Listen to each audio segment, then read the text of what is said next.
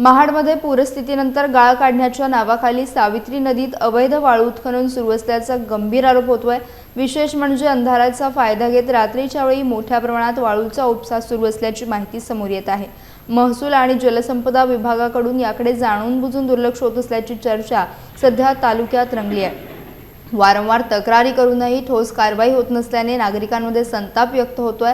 नदीपात्र आणि विशेषतः मुंबईकडे जाताना डाव्या बाजूला असलेल्या गांधारी नदीपात्रात रात्रीच्या वेळी उत्खनन सुरू असल्याचे निदर्शनास आले आहे। याबाबत आमचे प्रतिनिधी उदय सावंत यांनी महाड तहसीलदार महेश शितोळे यांच्याकडे विचारणा केली असता रात्रीच्या वेळी गस्ती पथक सुरू करण्यात येणार असल्याची माहिती त्यांनी दिली आहे।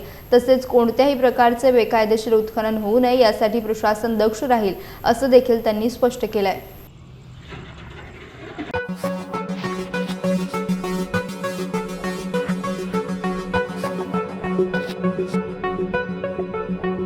Thank you.